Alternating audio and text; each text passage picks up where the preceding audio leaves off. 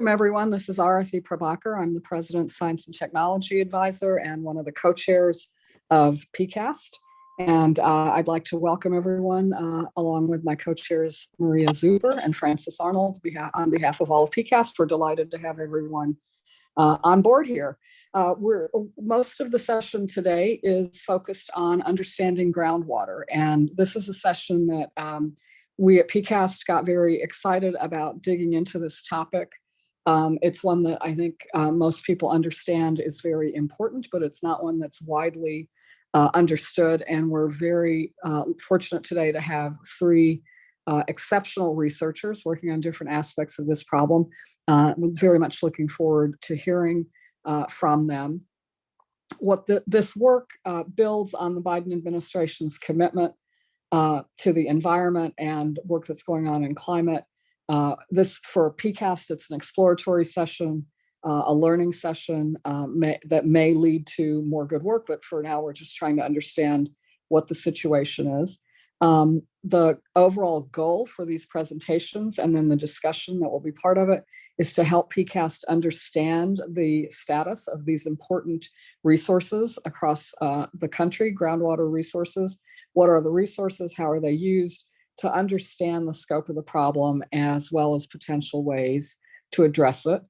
We've asked the panelists to each provide just very brief comments just to kick off discussion. So you'll hear from them for just 5 to 7 minutes. And I think I'm in a position to guarantee a very animated discussion following those presentations. So for the PCAST members, when we get to the discussion, please use the raise hand function on Zoom. And let me then dive in by introducing Arathi. Yes, Arathi, please. I'm sorry, could I interrupt you for a minute? I just want to take care of a few housekeeping things before we dive into the discussion. I'm Francis Arnold, co-chair of PCAST, and I'd first of all like to welcome all the PCAST members and the public to this public portion of the PCAST meeting. And as you heard from Arathi, we'll first hear from this panel of expert on groundwater issues, followed by a discussion with the PCAST members. After that, we'll have a report out from the PCAST Nutrition Working Group, co-leads Kathy Witecki and Francis Colon, on advancing nutrition science workshop that was held in early November. At the end of the meeting, we hold time for public comments, but since we've received no request to make public comments at today's meeting, that won't take place. And as a reminder, this meeting is public and it's being recorded in addition to this live stream that you're watching now.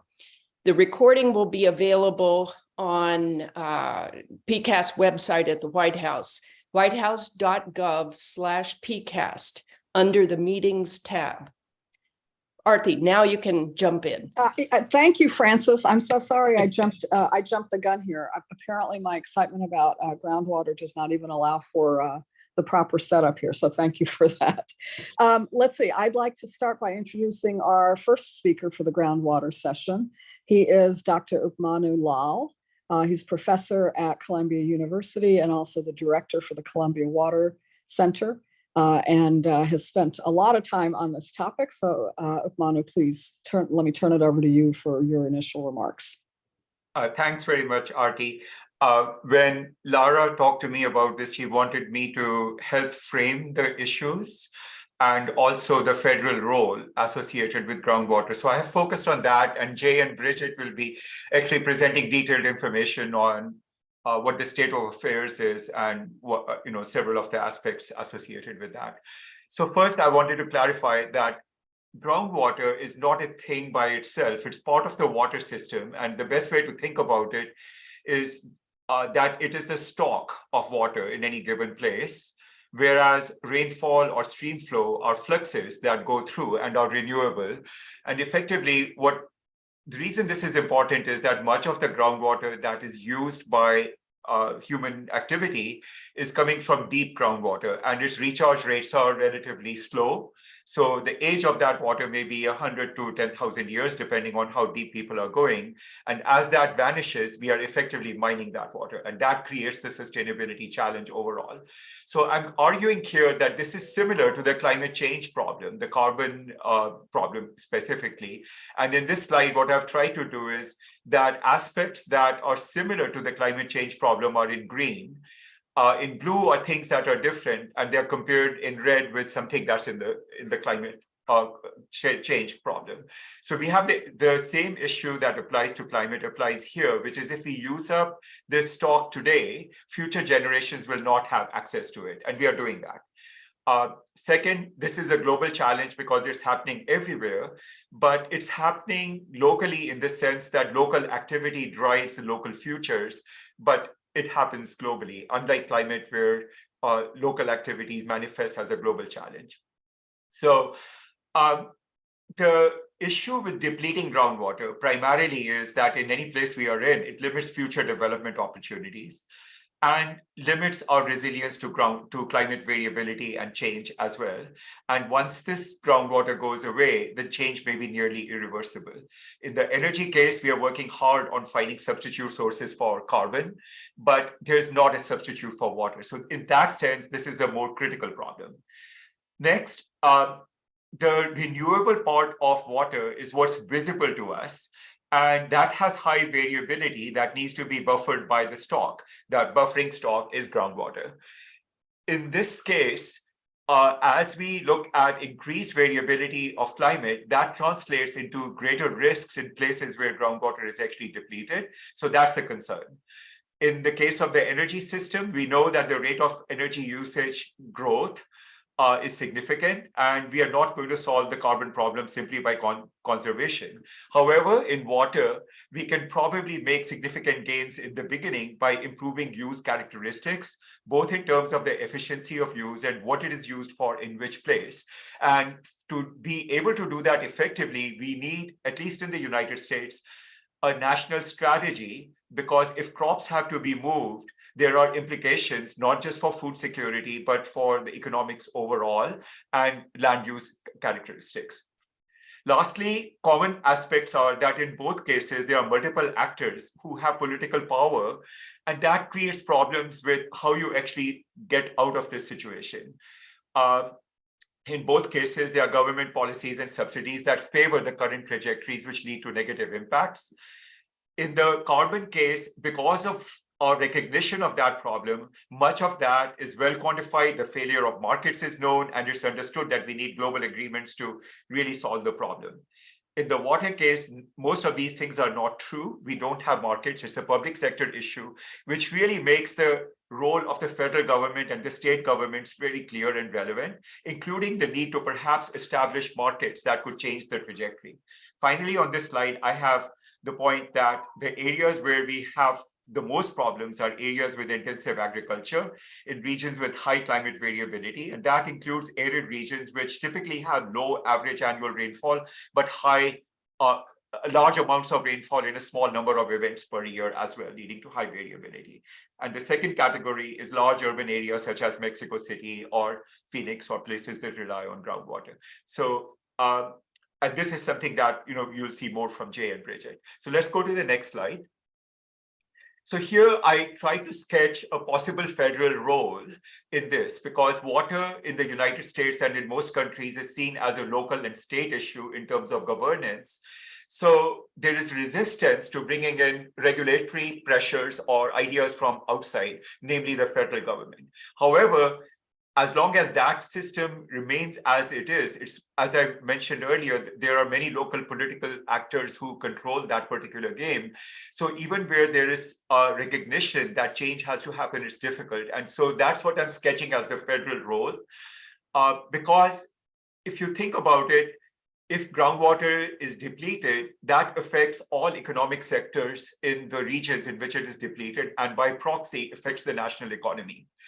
So to address this issue, one of the things we see is that if we have a drought, for example, in California or in the Western United States that's persistent like the one we have had, they immediately call on the federal government for help, for compensation to farmers, for drought relief, and have a disaster declaration. So in effect, the federal government is on tap for relief during that period. My argument is that we need to go beyond that.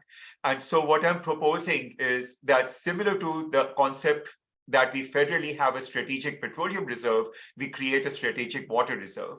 This is a conceptual idea, not a physical place where you would store the water, because water is expensive to move. So the reserve necessarily has to be localized. And what it flags is the need that the need to preserve groundwater and surface water in reservoirs in a way that in climate exigencies or in perpetuity, we have the ability to meet these needs without disaster declarations and so forth.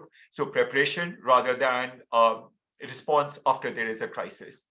Mano, you've got about 1 minute left. Yes, I will finish on that. So that's the driving idea, and I'll be happy to discuss that as we go through.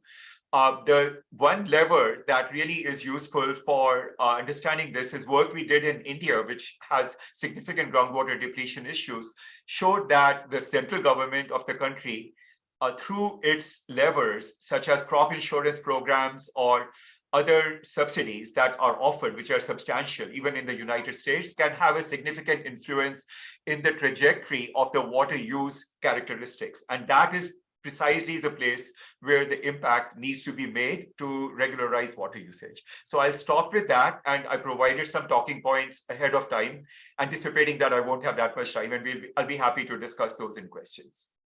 Great. I think we're going to have a great discussion. Thank you very much. We'll hear from our other two speakers, and then go to Q&A. Our next speaker is Jay Familietti. He is a professor at Arizona State University, and he and his team are well known for using satellites to track how water availability is changing. And very much look forward to hearing your remarks, Jay. Please take it away. Thanks so much, and thanks for the opportunity to speak to PCAST. So I'm Jay Familietti, and our team actually pioneered the methods to use the NASA Gravity Recovery and Climate Experiment, or the GRACE mission, to estimate groundwater storage changes from space. So my comments today are really based on 25 years of working with and analyzing and writing about and communicating about our findings, really starting in the late 1990s, about 5 years before the first GRACE mission launched. So let me give you my key takeaways up front. Groundwater is rapidly disappearing from the world's major aquifers because of little or no oversight. The United States is no exception. Groundwater depletion in the Central Valley and the southern part of the Ogallala Aquifer, driven primarily by overpumping for irrigation, threatens not only our water security, but our food security as well. This disappearance also threatens the resilience and climate adaptation capacity of desert cities like Phoenix, where cuts to Colorado River water will place an increasing stress on a dwindling resource. The rapid pace and the extensive scale of the groundwater crisis has far outstripped the pace and the scale of the response by the US and the rest of the world. For far greater awareness of the importance of groundwater, extensive exploration and new paradigms and policies, including at the national scale, are key to preserving groundwater for future generations. This really is an all hands on deck moment for groundwater sustainability. One of the, I think, greatest contributions of the GRACE mission and its follow-on is this map of trends in total water storage. That's all of the snow and surface water and soil moisture and groundwater together, and the red places are losing and the blue places are gaining. And I don't have time to go through the whole thing, but let's just fast forward to a lot of these red spots and point out that they are actually represent groundwater depletion in the world's major aquifers or in places that are drought prone and are using more groundwater. We can take this map, we can map it to a map of a template of the world's major aquifers. And we see that over half of these world's major aquifers are being rapidly depleted. Central Valley is sadly up there in the top tier in terms of rates of depletion. So we have a full-on global groundwater crisis. We have a groundwater crisis in the United States as well. So this is that same trend map with just the US cut out. And you can see the Central Valley there in the Ogallala Aquifer, southern part here. And so we can do the same thing. We can map it to a template of the principal aquifers in the United States and see that our problems are in the West. I know Bridget has a slide on this and has done a lot of work at the national scale, so I'll just move on. Critically, GRACE and its follow-on only measures the change in storage, the change in total water storage, not the absolute amount. Most aquifers in the US and around the world, we actually don't know how much groundwater we have, so it's very difficult to know when we're going to run out. The US and the rest of the world needs a major exploration effort to characterize Earth's shallow crustal, what I call the water environment, including how much groundwater is there, how much is accessible, and how its quantity varies with depth. Hey, if water were oil, this already would have been done. I want to talk now about a little of the work that we've done, zooming into places like California and the Central Valley, and then a little bit on Arizona, where we're able to estimate groundwater storage changes over large regions. I mentioned that GRACE sees the total with a change in the total water storage. If we want to focus on the groundwater, isolate the groundwater, we have to remove the snow and the surface water and the soil moisture from the GRACE signal. We do that using observations, other models, and other satellites. So here's our latest update. This goes through June of 2023 for groundwater in the Central Valley. You see this overall decline of a couple of million acre feet per year. We see these short periods of recharge followed when it's in a rainy winter, followed by longer periods of groundwater depletion when farmers have to use more groundwater to irrigate their crops. So another couple of things to point out on this chart are, this recent period here, all the way to the right side, the trend is actually steeper. So groundwater depletion is actually accelerating. We did not see a big rise here in groundwater storage after the pretty wet winter of 2022, 2023. So maybe there will be more recharge moving forward, but we haven't seen it yet. And the Sustainable Groundwater Management Act was passed in 2014. Target sustainability by 2042. Admittedly, it's in its early stages, but there's been no impact of that yet, and so that should be a concern. A little bit on our work at Arizona State University. We were fortunate to get a big grant from Governor Ducey on his way out of office to focus on Arizona Water Innovation Initiative. And so we'll do things like pull our research together, of course, on campus and focus on technological developments, partnerships, applied research, and so on. But the real important bullet points are the last three. Deep engagement, the co-developed research, the raising public awareness, the catalyzing change. Are there pathways to economic growth in water sustainability in Arizona, in desert cities like Phoenix? And how can this type of effort, is it something that should be reproduced? Can we help the rest of the United States? Can we help the world? Here's an update of what we're seeing in Arizona. So just a map of the trends. Again, the red places are losing and the green places are headed towards gaining, mostly losing. And then we see the same sort of structure of a little bit of recharge in a wet period and then a long decline, a little bit of recharge and a long decline. And that's about 1.5 meters of, 1.5 million acre feet per year of disappearance of groundwater. And Jay, you've just got 1 minute here. Okay, so let me wrap it up with these last couple of slides. Groundwater in Arizona is likely its most precious resource. It's only managed in less than 25% of the state. Most of the active management areas are not on track to meet their 2025 sustainability targets after 45 years. Groundwater management is needed across the entire state in order to sustain this transgenerational resource. And we need to seize the moment in Arizona because we have a very water forward governor, a bunch of willing participants, agencies, industries, university, and the urgency driven by the future Colorado River cuts. Closing thoughts and some pleas for help. Transdisciplinary engagement with the private sector, government, civil society, researchers, and academia will be critical to chart pathways to groundwater sustainability. awareness, education, science communication are paramount, but we need to do all this and more. And to follow on to Manu's point, I like to use this phrase, water is the new carbon. We need to take a page out of the CO2 handbook because it's been so successful, and think about the research and the narratives that we need to convince our highest levels of government, our water managers, our elected officials, our policymakers that groundwater is a real issue. Here's the plea. We desperately need to understand how disappearing groundwater will impact food production and food systems in the United States. NASAM's Board on Agriculture and Natural Resources, banner on which I sit, is thinking about a study on groundwater security for food security. We need your help to find sponsors to make this a reality.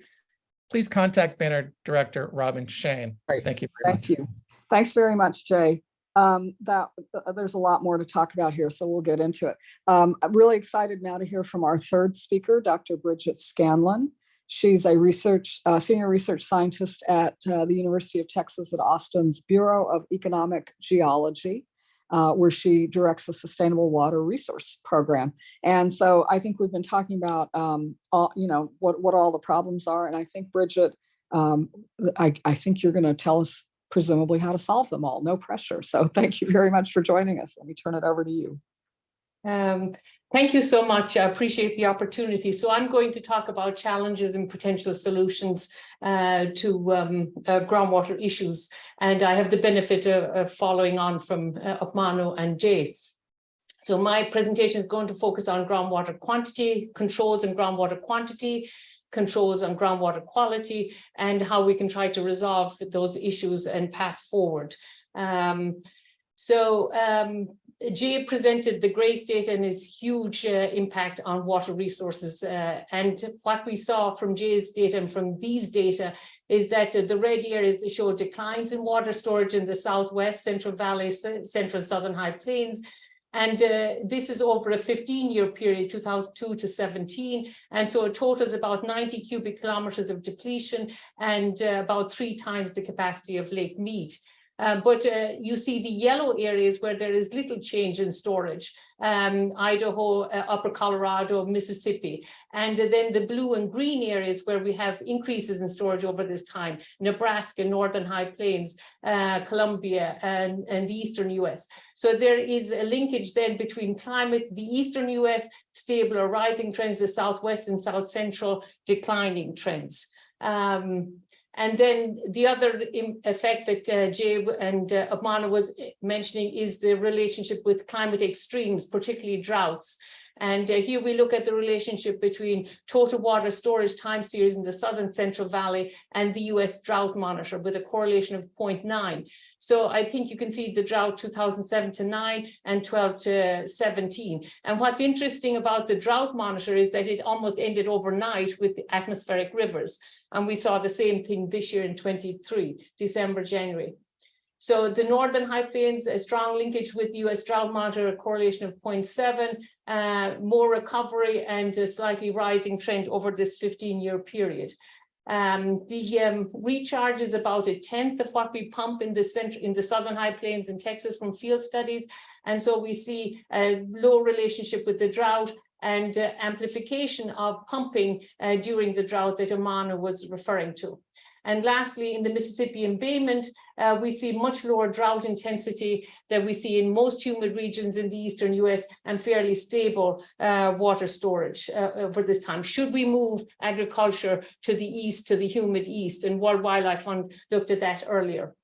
So I talked about climate and climate extremes. Now I would like to talk about irrigated agriculture, which is the elephant in the room. And so you can see the irrigated areas in the Central Valley, the High Plains, Mississippi.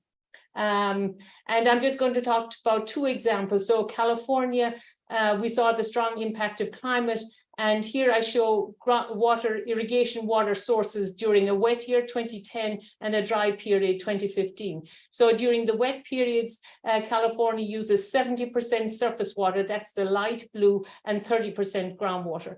And during a dry year, 2015, it shifts to 70% groundwater.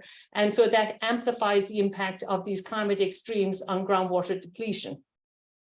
In Mississippi, they actually pump more groundwater than the Central Valley, but they're not depleting the aquifer because most of that groundwater pumpage is capturing surface water or reduced evapotranspiration.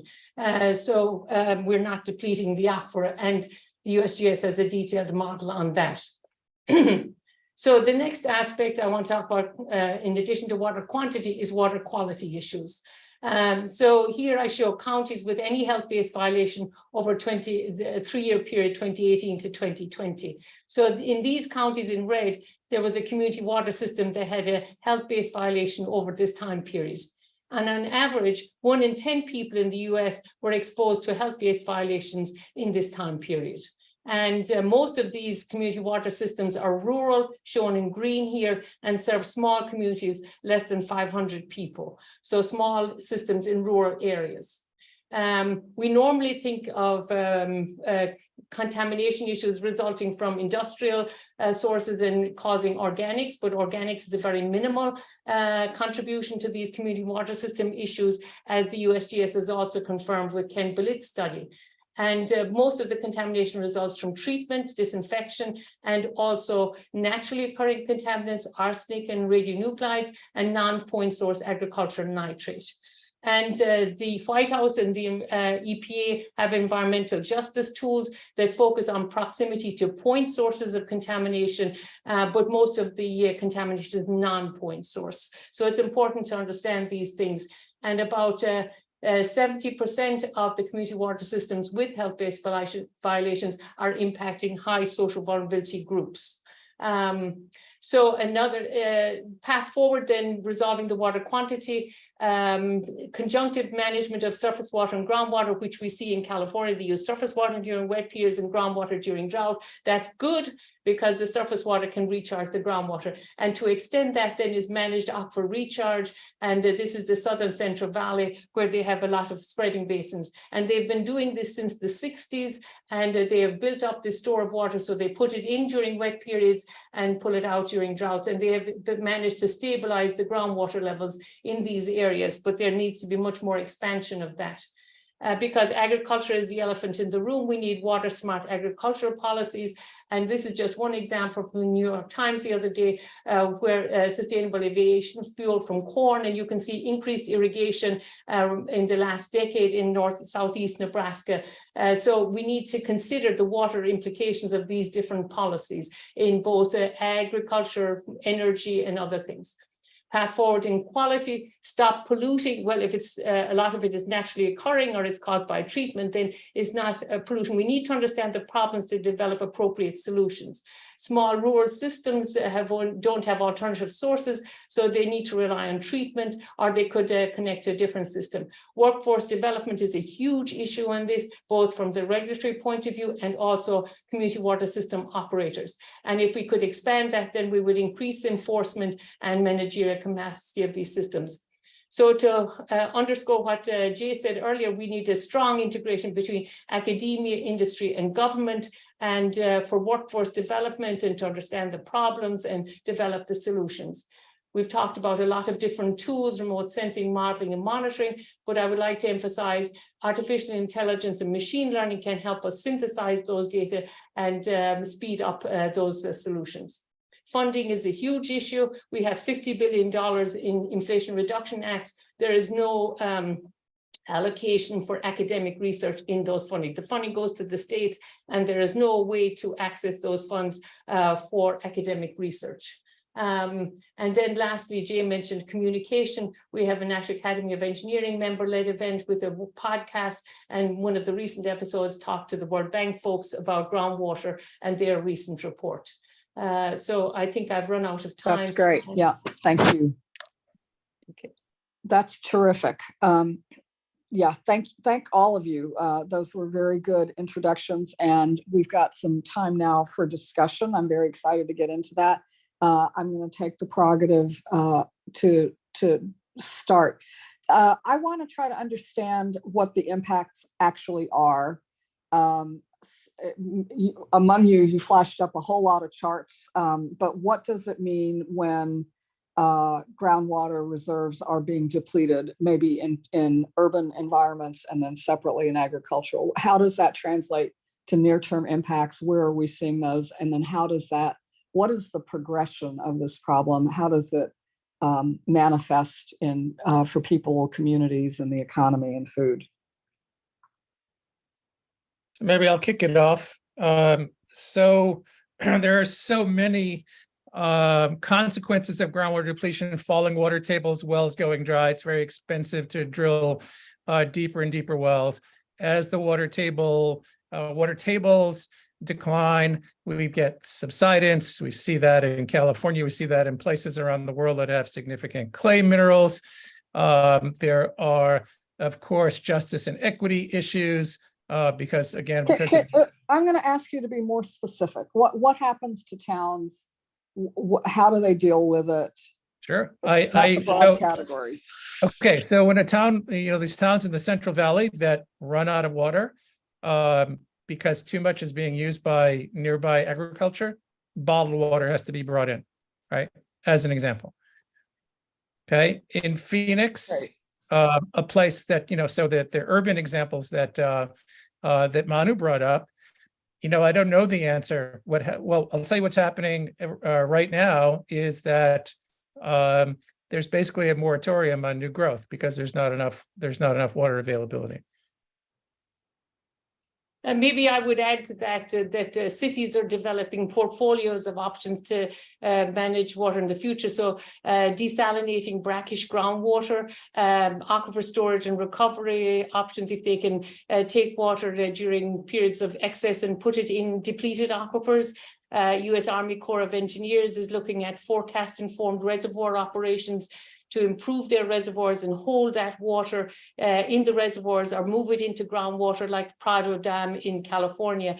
So a portfolio of options, but I mean, bottom line, as Jay mentioned, and we really don't understand these small communities, how vulnerable they are because they're supposed to self-report and they don't have the technical expertise to understand when they are getting into deep trouble. Super helpful. Add to this. I'll give you a couple of specific examples. One is Tampa Bay, Florida.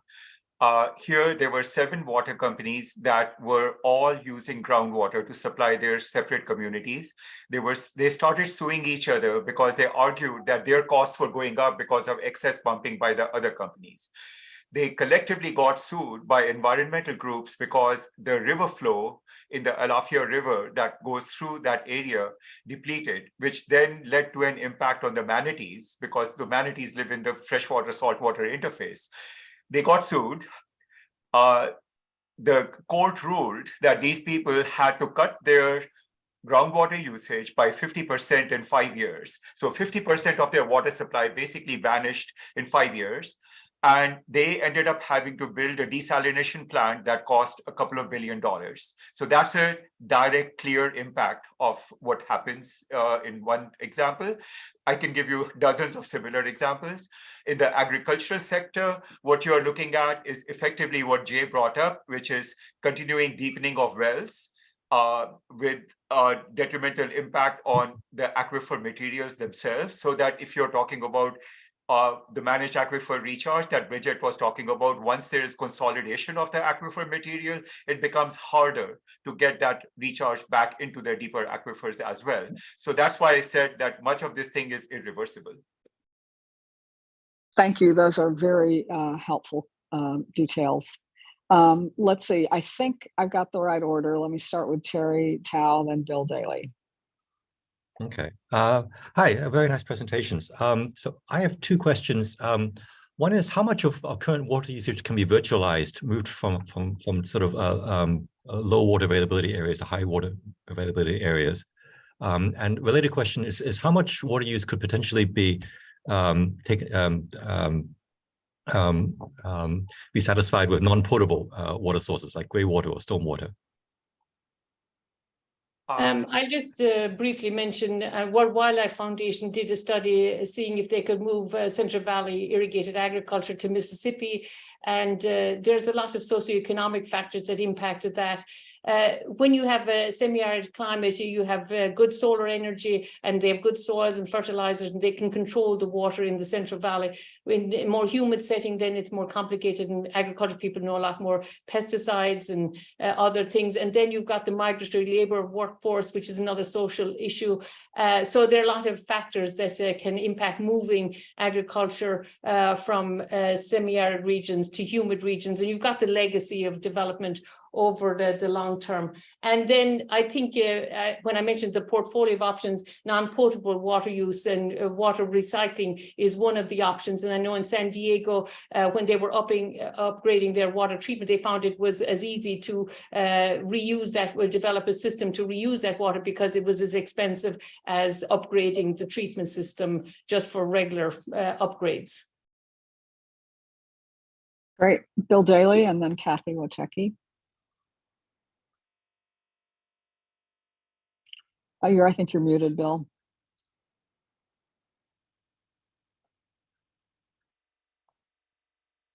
Sorry about that.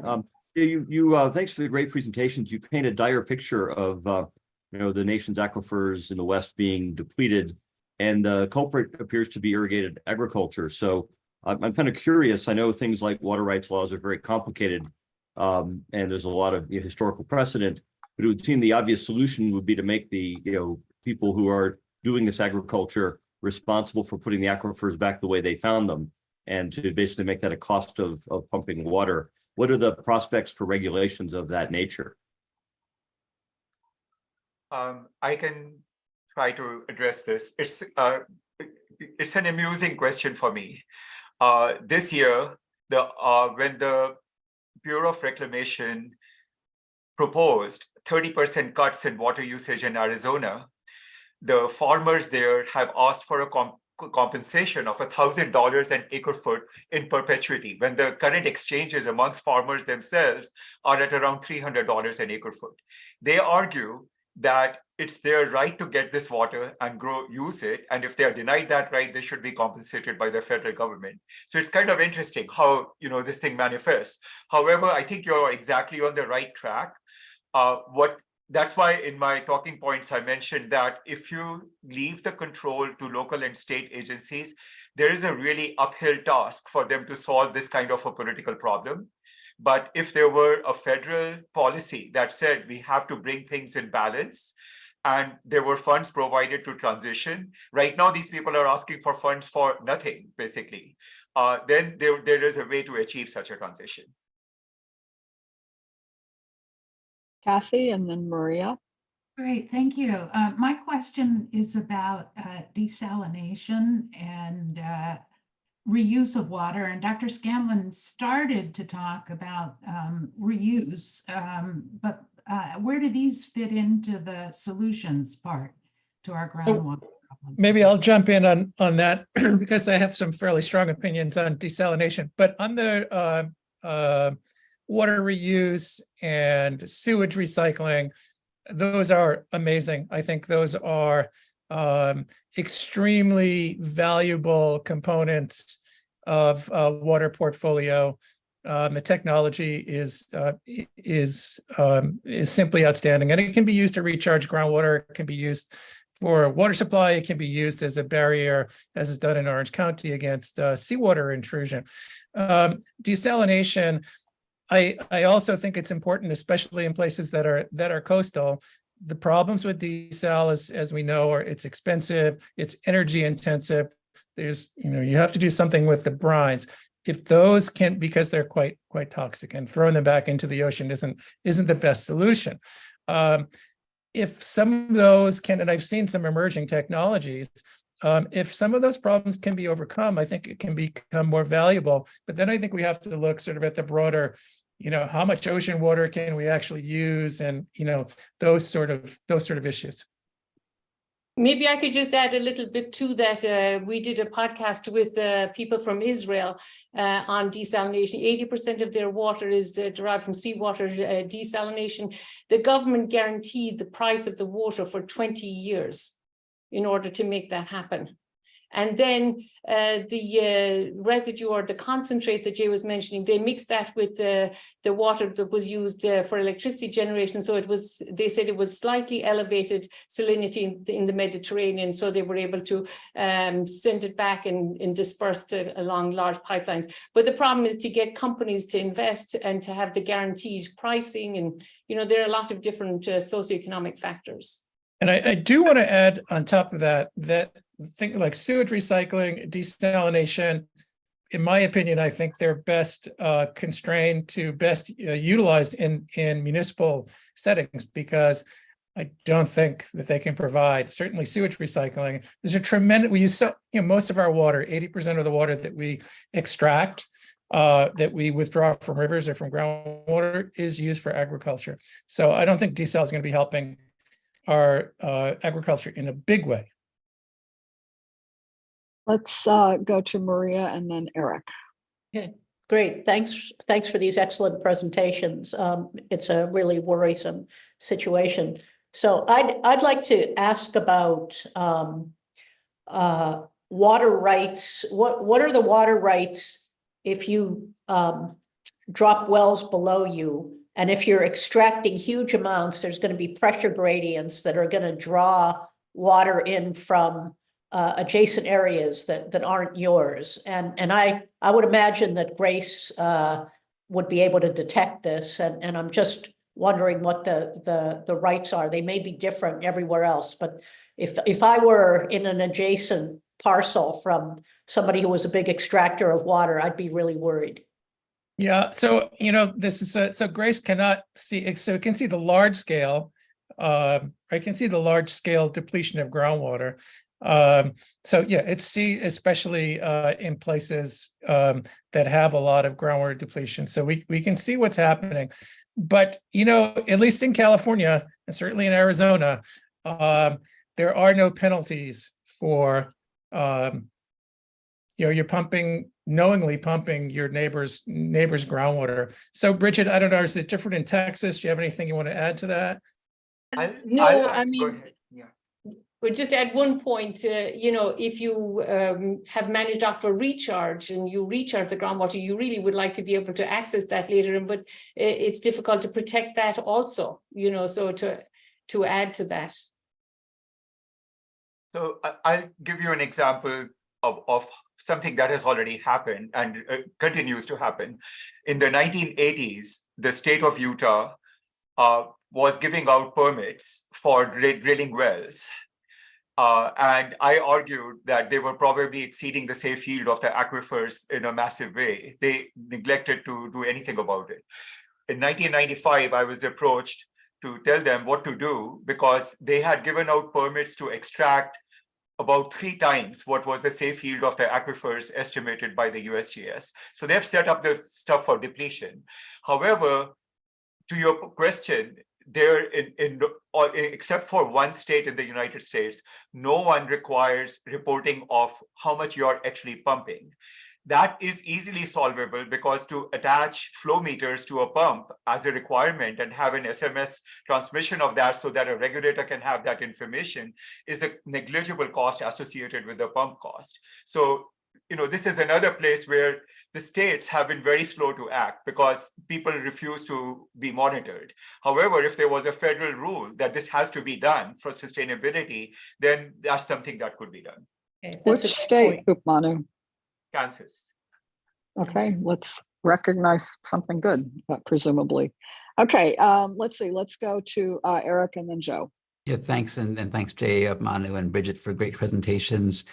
As you were talking, we focused on the compartment, like kind of in a modular way on groundwater, which is, I think, important for focus. But there's a surface water, groundwater complex dynamic in many regions. And I was just thinking that having a more holistic view of both and where you can show how both are interacting and what the real risks are to different sectors by geo or sector would be very interesting and helpful for political action, pointing out proactively, not just waiting for things to happen, but proactively where the regions of the country are based on an analysis are at risk and to which sector and to which geo.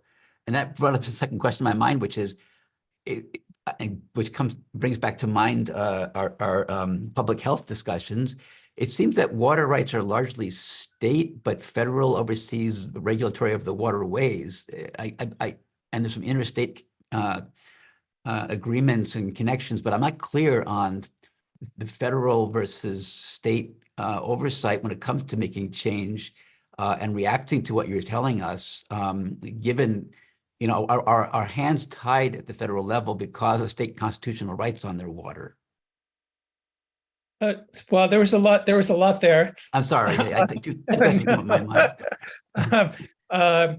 So yeah, I mean, my understanding is that groundwater is basically governed by states. And I think, this group might argue for a little federal oversight along the lines of things that Manu was saying, or when groundwater crosses state boundaries. You said a lot of stuff. That was the last thing you mentioned. So that's what the thing that I'll respond to my colleagues. But the other part of my question was simply, do we have maps of the interaction of, and for all of you, of the ground versus surface, and that leading and understanding both in terms of water availability to sectors and risks that are coming our way versus just looking at the groundwater?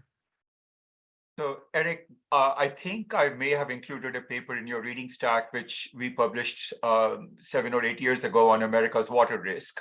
So there was an attempt to look at supply and demand imbalances from the renewable system, with the idea that where demand exceeds supply relative to the renewable system, which is surface water, you have a draft off of groundwater. So that we've done that, but mapping it into who is affected specifically is a tall order. We need another research project to do that. Yeah, okay. No, it is. Yeah. So, what you're talking about is really, really important. It would take a lot of observation, some complex models that don't exist, but I do want to highlight that there's a new NASA satellite mission called SWOT, Surface Water and Ocean Topography, that allows us to see, to map inundation, surface inundation, how rivers move up and down, how rivers flow, heights of reservoirs, heights of lakes. And with that, combined with some of our other satellite information like that on soil moisture and that on groundwater that we just talked about, we will probably have a better picture of the interactions between surface water and groundwater. Really insightful question that I don't think we're actually capable of answering right now. I don't know, Bridget, what do you think about that? Well, I think one of the big problems is that the different agencies manage surface water and groundwater at the federal and state level, and they need to interact much more closely. And so, for example, the Corps of Engineers is now working with river authorities to see if they could tap into flood flows and store them longer if they knew there wasn't going to be any more atmospheric rivers coming or things like that. And then working with groundwater conservation districts or other groups, it's really very difficult to go across those. But as I mentioned earlier, 80%, 85% of groundwater, according to Lenny Konikow, is groundwater pumpage is derived from surface water, so they're tightly linked. And the same globally. South Africa tried to develop a federal level, groundwater and surface water management together, and China is moving in that direction. So we need much more close collaboration among agencies that are involved in both. Let's turn to Joe and then Steve. Hello, thank you so much for your presentations. In the map of US, you showed there are places that we have excess or increasing groundwater. And of course, as Eric mentioned, there's a lot of surface water, some places getting flooded. My question is, can we pipe water to places like mountaintops where snow packs historically exist and release the water in a way that can replenish groundwater in areas that we're losing it? That's such a hot button issue. When you just have to say the word pipeline and, all hell breaks loose. So, it's water is very, water is very heavy, it'd be very expensive to do it. I think, let me say this, that we're fortunate enough to have a big country that has wet areas and that has dry areas. I will also say that, we grow our food in the dry areas, and people don't really realize how much water it takes to grow that food. Places like California, where I lived for a long time, are growing food for the nation and also for Canada when I lived there, using only, predominantly water from California. So I will stop there. Maybe I would just add one thing. I mean, we have pipelines. California has a lot of pipelines piping water from the humid north to the San Joaquin Tulare Basin, and they were built in the 50s or earlier.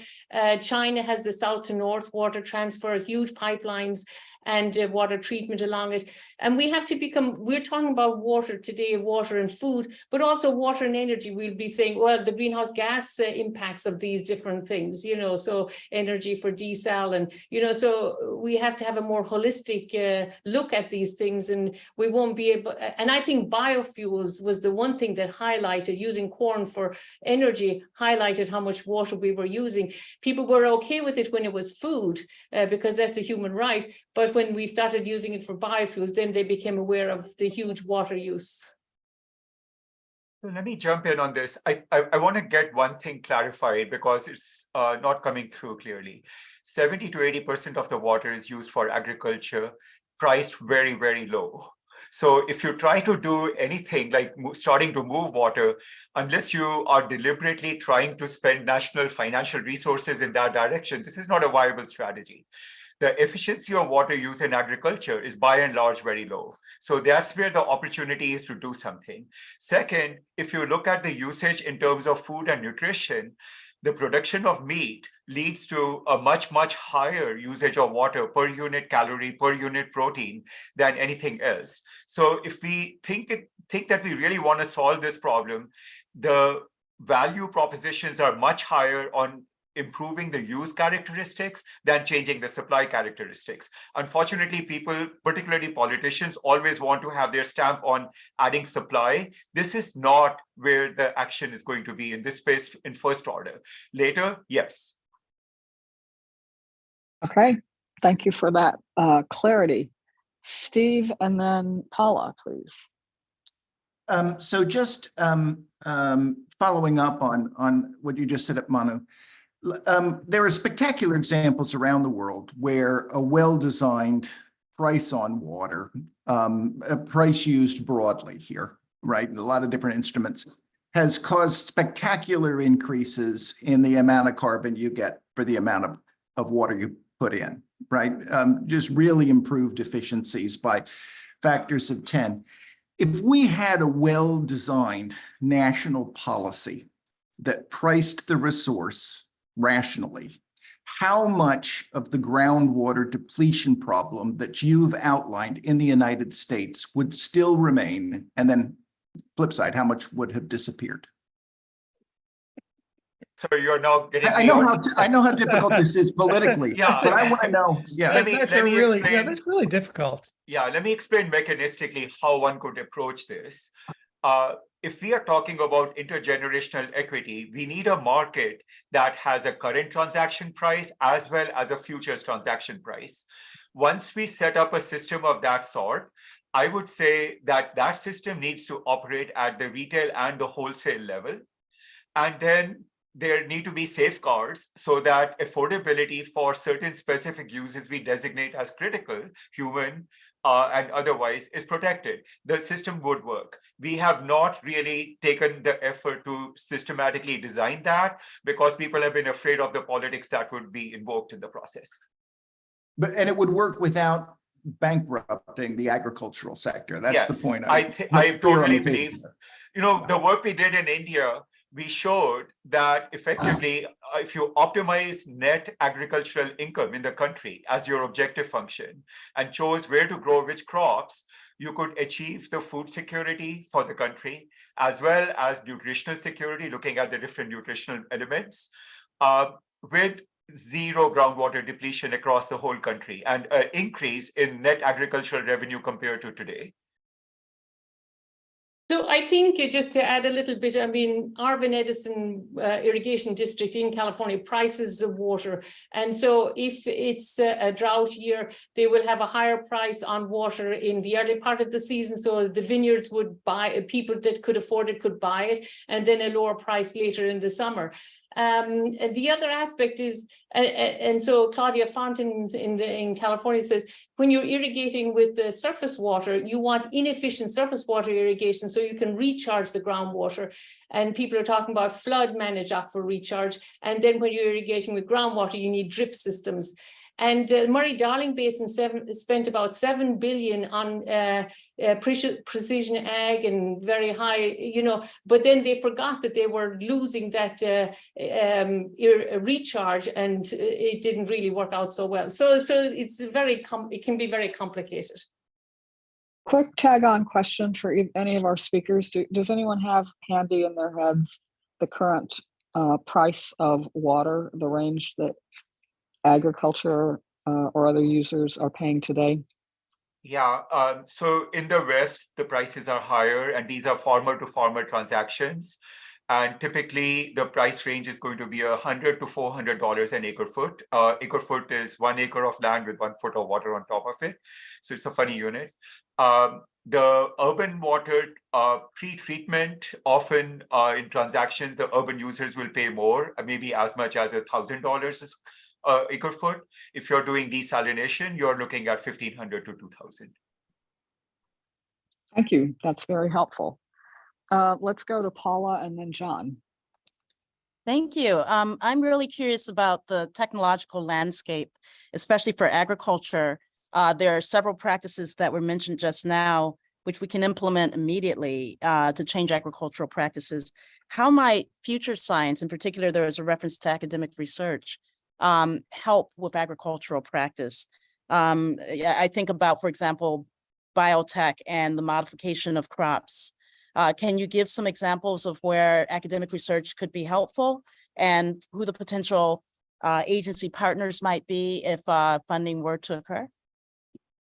Let me throw out a couple. So two examples. One, I think there's tremendous potential for gains in irrigation efficiency and a move from flood irrigation to drip irrigation.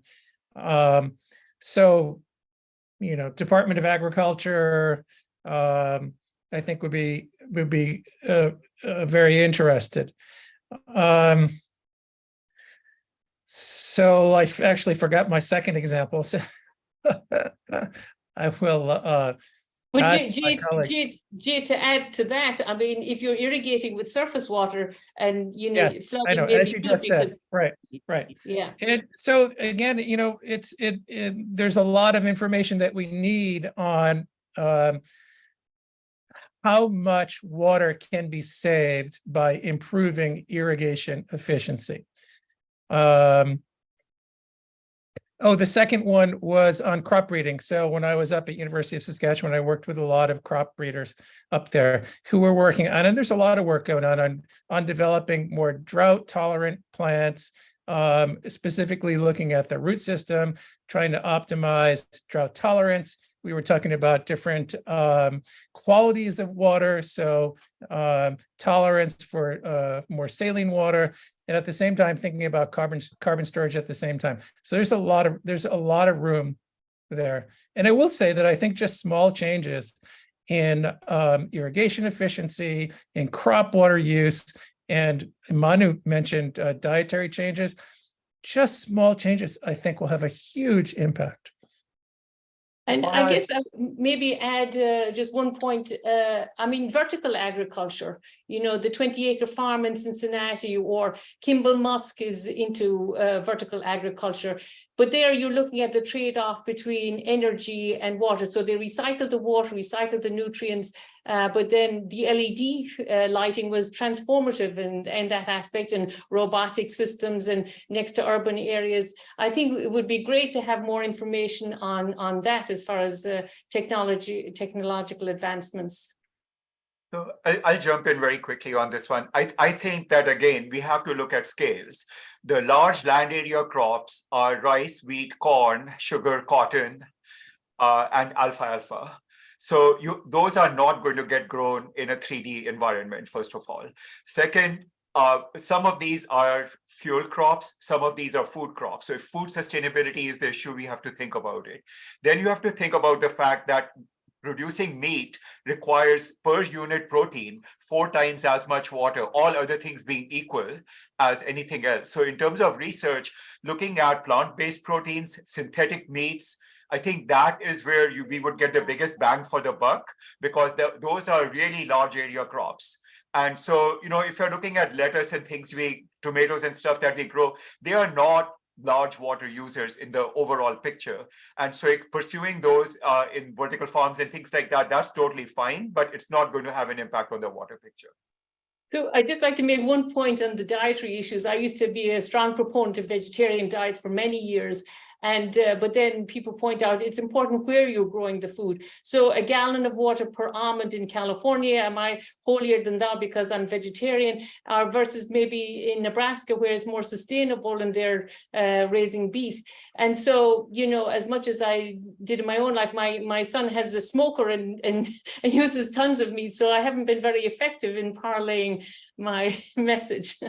So it is important where you're growing the stuff. And maybe some areas may not be suitable for anything but beef, so. Bridget, that's fair, but you have to keep in mind that the largest area crop in California is still alfalfa. And Arizona. I love this conversation so much. There's so many echoes here of the climate, the complexities and the trade-offs.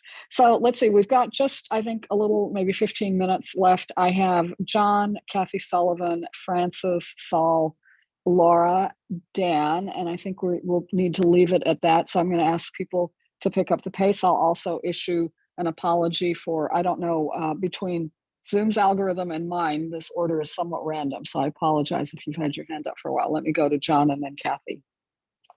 Thanks, fascinating discussion.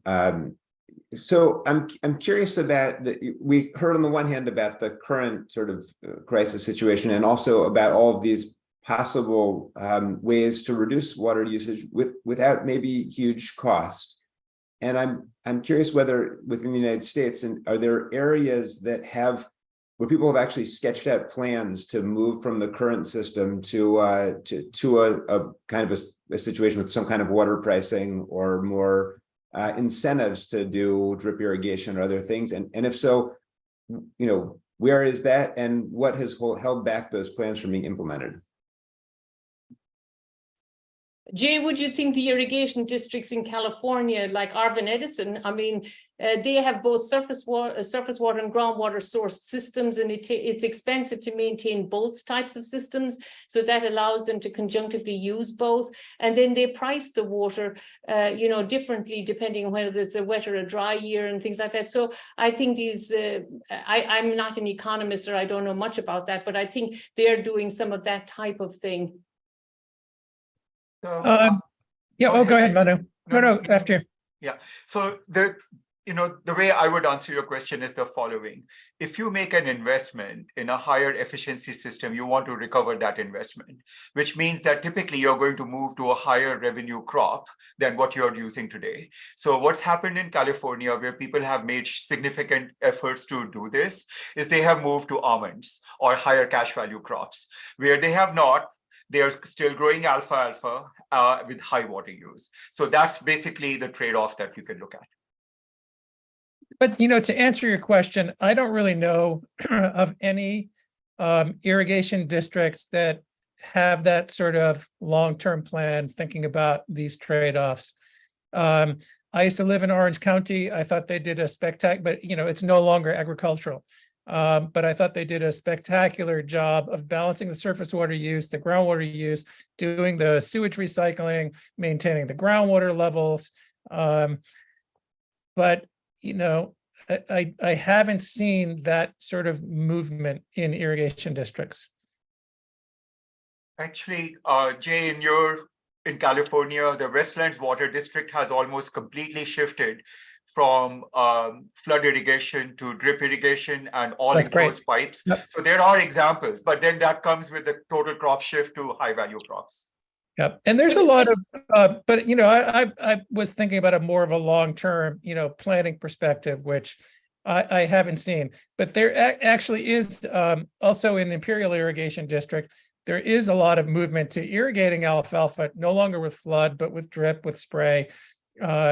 So there's some water savings going on there. Raises the issue of how much alfalfa we need to grow.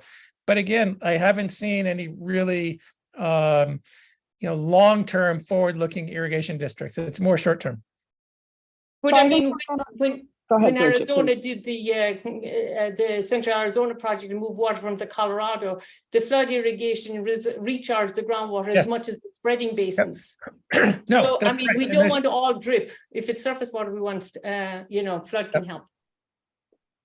So I love the fact that this conversation is really developing, but I can tell you already we're going to run out of time.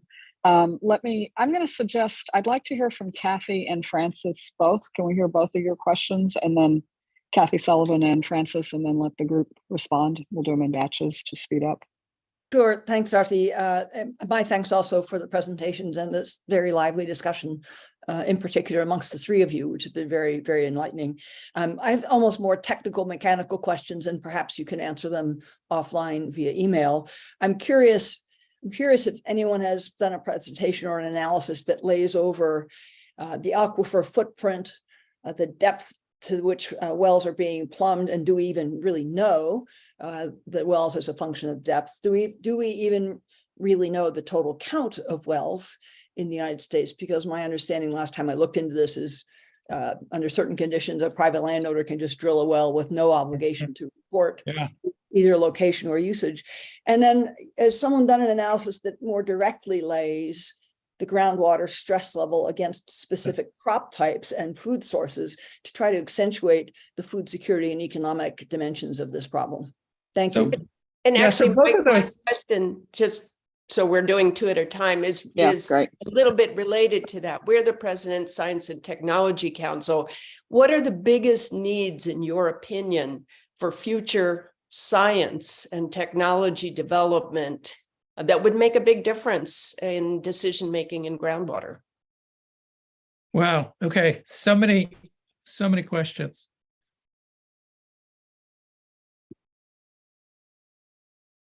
Dive in. You're good to go. I mean, some people, as you mentioned, Kathy, people don't have to report when they drill a well if it's a private. So we don't have a good handle on all of the wells that are drilled. And but we do need some more analysis on where the wells are, what crops are being irrigated, and what that means for food security. US exports quite a bit of food, and so we should do that type of analysis. As far as future science and technology, Francis, I mean, with the $50 billion that they put into the Inflation Reduction Act for water, and the inability of academia to access that money because of the way it's allocated, that's really frustrating. We can. So I think understanding the problem is half of the solution. If you don't understand what the issues are, you can't solve it very well. So, Could you be so more I want to specific get about science needs? Yeah. Would your first line of attack to be to get at the volume of water in the aquifer? Yes. Okay. So let me Science jump in, level. because you had some good questions about the studies, that have been done, and those studies have been done. So our colleague Deb Perrone, colleagues, and Scott Giesecco at UC Santa Barbara have done a lot of those studies looking at millions of wells, well depths, wells at risk of going dry. So they've done some great stuff. So I can share some. Some references. Also, crops, where they're grown, how much water they're using, water per calorie. There's a lot of that. There's a lot of that information out. There's a recent paper by Brian Richter on trade-offs for water use and crop types. And that just came out in Nature Water. And for me, you're never going to get me away from, I mentioned the exploration a couple of times. We don't know how much groundwater we have. We have never done the exploration of Earth's shallow, what I call a shallow crustal water environment. We've never done it. So we can't answer a lot of these questions. When are we going to run out of water? What does the quality look like as it degrades? How accessible is it going to be for how long? My question would come back be to how whether much do we have? How much do we need? And how are they changing over time? those are clearly excellent questions. My question is, do we currently know enough to know that it's too late to be early on action?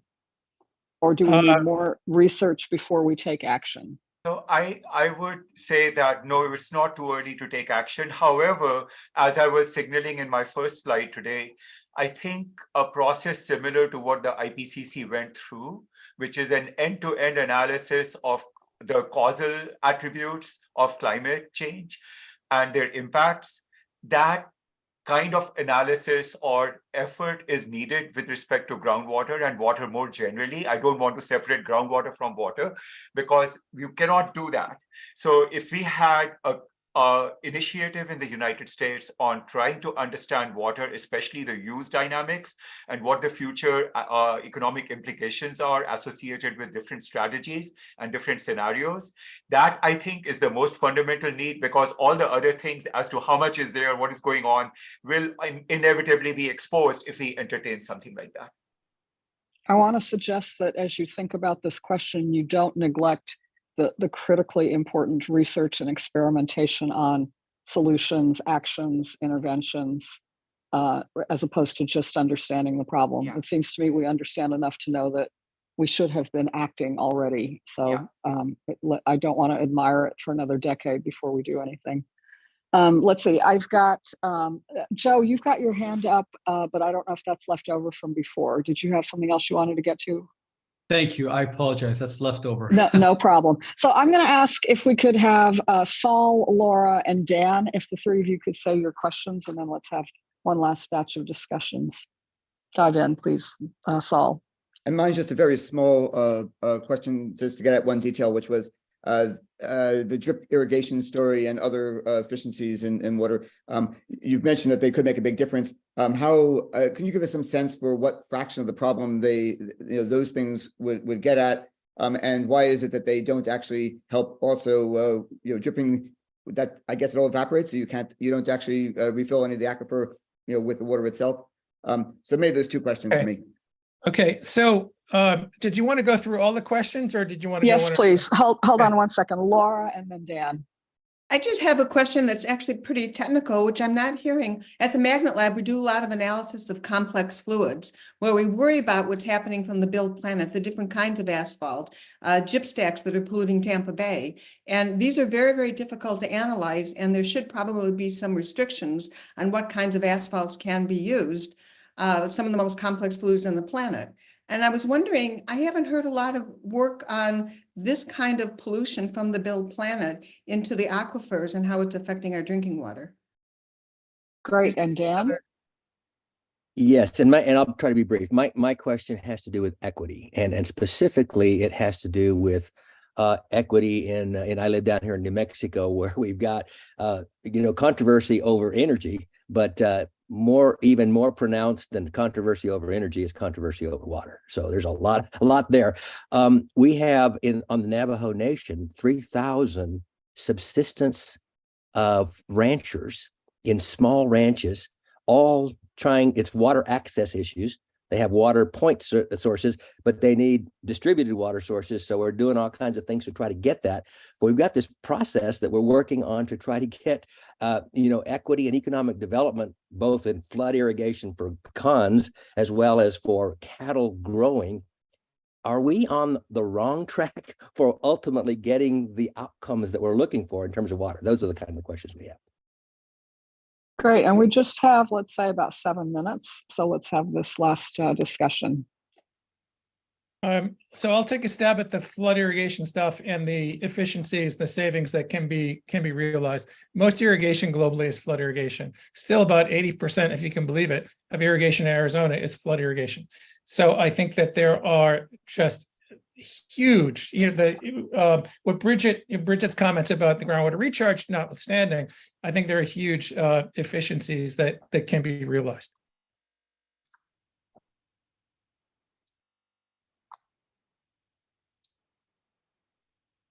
Since I live in Arizona and I used to live in Canada and no one else is speaking, I'll take a stab at the equity issue. I think we're way behind. I think we're way behind. Certainly, I lived in Canada for the last 5 years. I'm American, but I was up there for 5 years at University of Saskatchewan. In both countries, our Indigenous peoples have been left out of the most important water discussions. They're being treated unfairly in terms of water treatment plants in Canada. The access in the Navajo Nation seems questionable. They weren't involved. Indigenous partners and peoples were not involved in the important drug contingency plan discussions. This is ridiculous. So we have a lot of work to do. I think we're way behind where we need to be. And so maybe I'll just mention, Laura, you brought up the asphalt issue, and the studies that the USGS and we did said that the biggest issue for community water systems is not organics or point sources of contamination. It's widespread geogenic and non-point source ag, and these are small community water systems without the technical managerial financial capacity to run them. So that's the biggest issue on the community water systems, and that's a huge equity issue also. And in our analysis, 1 in 10 people in the US were exposed to health-based violations. 3 in 10 in community water systems that were serving tribal communities were exposed to health-based violations. We need, when we're talking about these broad national things, we need to understand the problem. And I know you still think we do understand it, but that needs to be articulated well in order to develop the appropriate solution. And I'm not sure that we really addressed your issues, Dan, in New Mexico. I mean, West Texas is very similar issues in New Mexico. And, economists would say use the water and then you have to revert back to dryland agriculture. Maybe you can't irrigate anymore. When we were looking at data for Phoenix recently, we saw, population increase, but water use decrease because we're converting ag to urban, and that's less water use. So there's a lot of complex interactions. Thank you, Bridget. That's very helpful.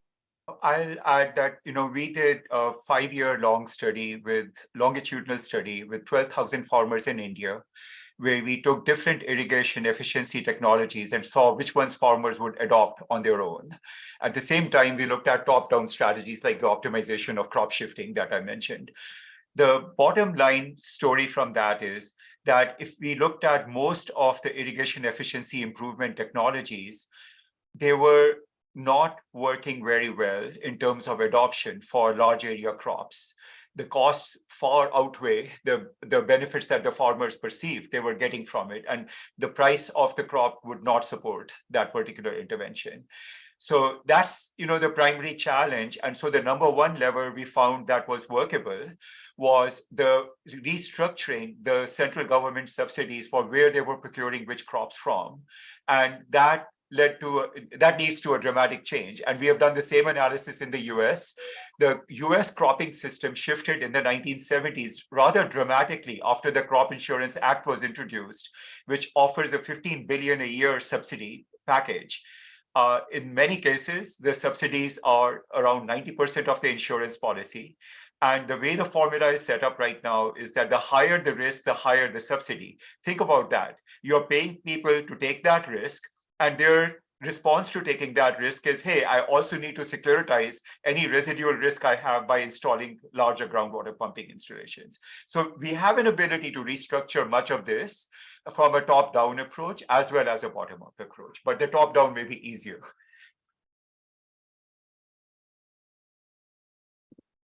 Well, this is a terrific discussion, and let me draw it to a close by saying, first of all, that I'm looking out my window in Washington, D.C., and it's just starting to rain. And I think after a conversation like this, you really can't look at water in the same way. So first, a huge thank you to our 3 speakers for giving us this context. Bridget, Jay, Manu, this was just really terrific exploration of a very, very broad and complex topic. So greatly appreciated. I think it's obvious takeaways here. First, that there is so much more to understand about this complex issue, and so much need to do that because its impact on communities and every aspect of our lives, from not just water, but food and fuel, everything that powers our lives. Clearly, this is an important issue. I'm also struck by the fact that there are some small shoots, some examples, whether they are technology examples, incentives examples, regulatory or legal approaches, but there are places where people are innovating and trying to deal with this very complex problem. And I think that I'm left with a little bit of hope. And maybe I'll just finish by saying that in many ways, this conversation certainly reminds me, others may feel the same, of the way we were talking about climate many years ago. And while that problem is far from solved, I draw great hope and courage from the fact that we are making significant progress, progress that I think was hard to imagine just a few years ago. So here's another monumental task for us. And I think with the work of people like the three of you, I have some hope that we'll make progress. So thanks again. And let me, with that, turn it over. I think I'm turning it over to you, Frances. Is that right? Next? That's correct.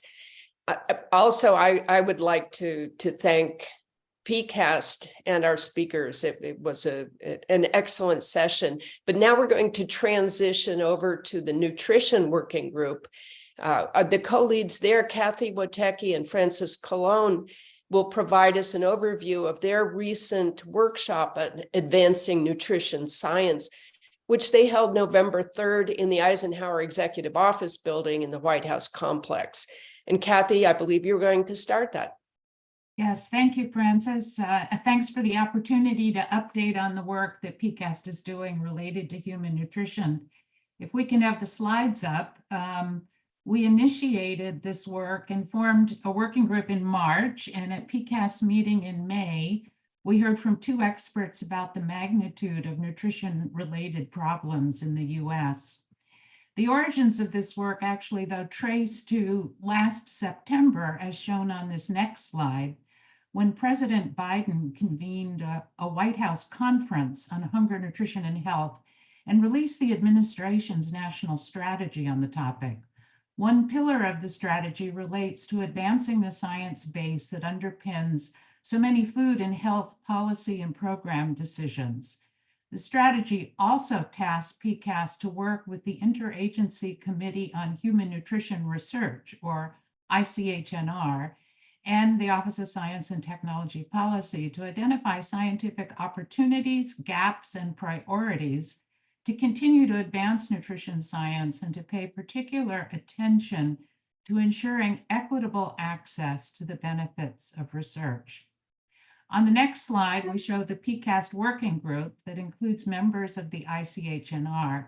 Dr. Frances Colon and I are the co-chairs of the group, along with Drs. Paula Hammond, Lisa Cooper, Sue Desmond-Hellman, and Dan Arvizu, members of PCAST. And for the ICHNR, the executive secretaries, Dr. Pamela Stark-Reed from USDA and Chris Lynch from DHHS, have been active members.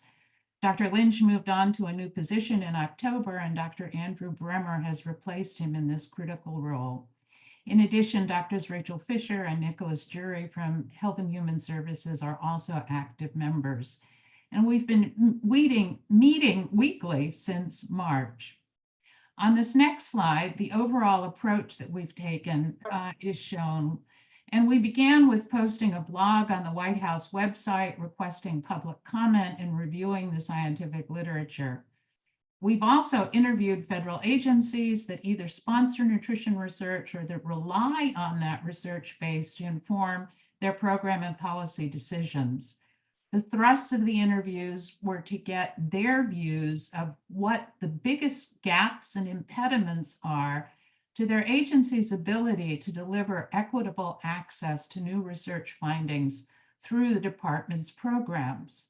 And from the literature review, the public comments, and these interviews, we drafted findings and conclusions and began drafting some recommendations for actions the administration can take to strengthen this evidence base and to assure that the public is obtaining the benefits from the federal investment in that research.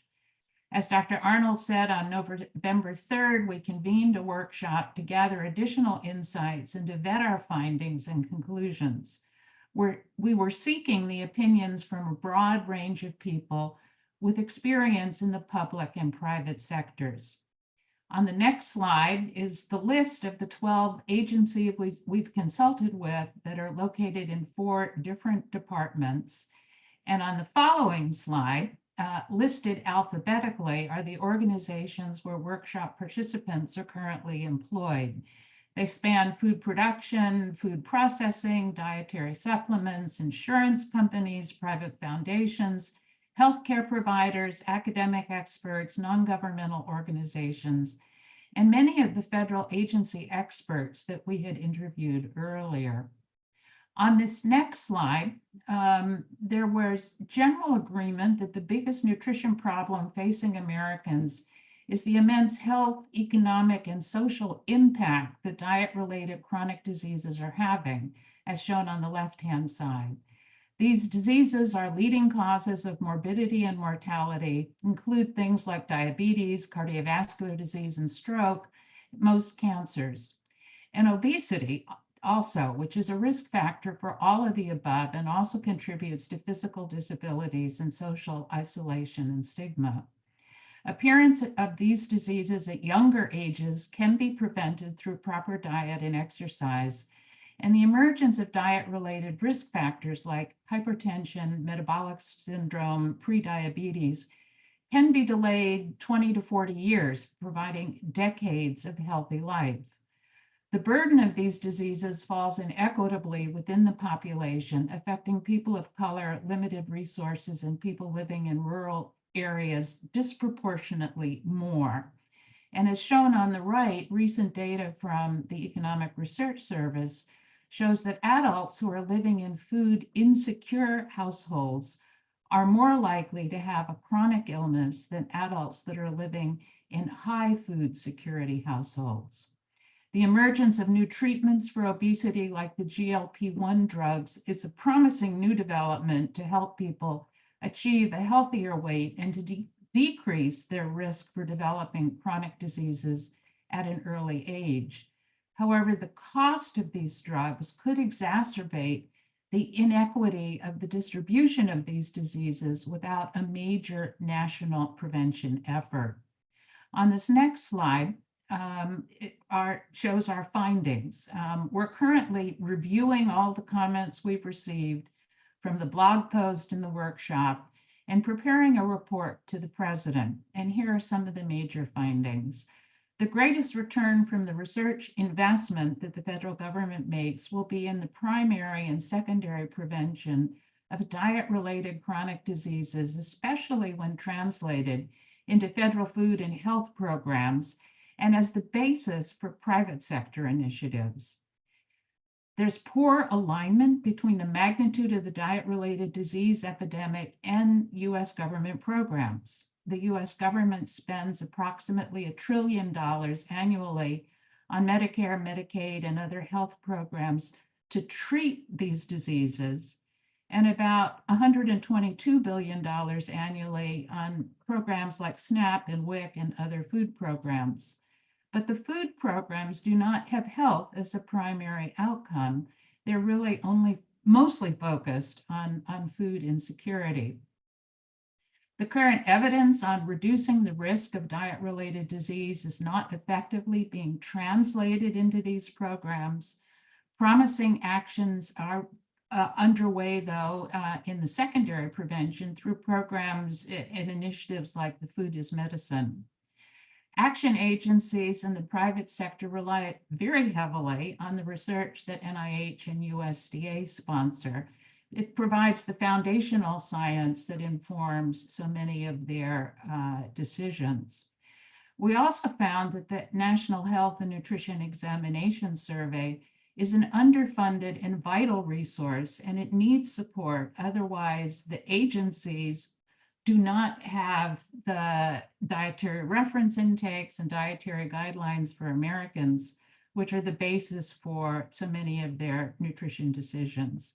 Without this up-to-date data from the National Health and Nutrition Examination Survey, we also aren't able to measure the extent of these diet-related problems and how they change over time.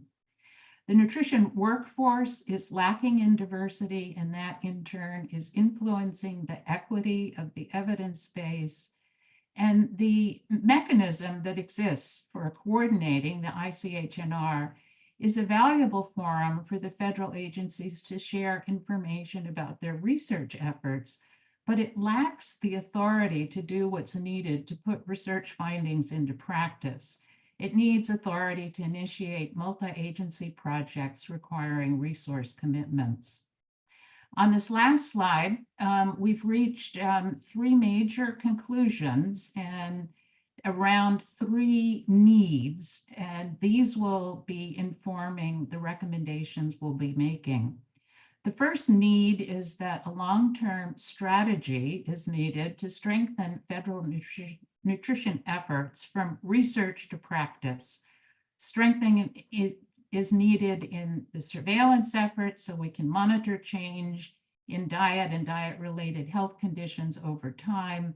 The federal government needs to lead change to provide healthier food environments for all, and starting with its own massive food catering facilities. Barriers to cross-agency work need to be removed so that diet-related chronic disease prevention efforts are the outcomes in the over 200 nutrition programs of the federal government. And a new 5-year nutrition research plan needs to be put in place and appropriately resourced.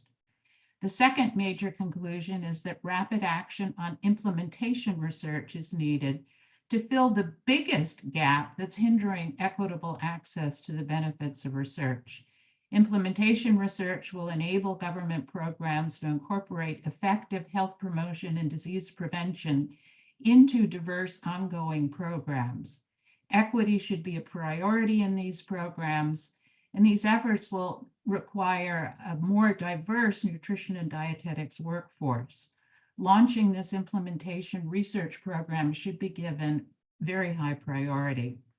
And finally, the mechanism that currently exists for coordinating these efforts is going to require additional authorities, dedicated staff, and resources in order to complete them. So that's where we stand right now. And I hope there's time for at least a couple of questions. Thank you very much, Kathy. We have just a few minutes, but happy to take burning questions. Andrea. You're on mute. Yeah, I know. Okay. So wonderful report and really enlightening and surprising bit. I guess my question is, why has the translation from the research into practice been so ineffective? And what is the nature of this implementation research? That's kind of a new terminology that I haven't heard before. So what does that actually mean, and how will that be effective at closing this gap between research to date and impact? Well, let me take the second part of that question first. The implementation research is really very much based in these transdisciplinary behavioral-based types of research that will provide into these diverse programs effective strategies that people can actually then incorporate into how the foods that they are choosing within the food environment in which they are. So it involves a lot of understanding of the various determinants of why people are making the food choices they are, providing them with the skills that they can then, with the food that they're able to purchase, prepare into meals that are health promoting. So and these programs are all very different in the way that they're constituted. So the programs, for example, that the Department of Agriculture is administering are primarily oriented towards providing access to food through the biggest of them, the Supplemental Nutrition Program, goes by the name of SNAP. But that's not, it doesn't have any nutrition requirements within it.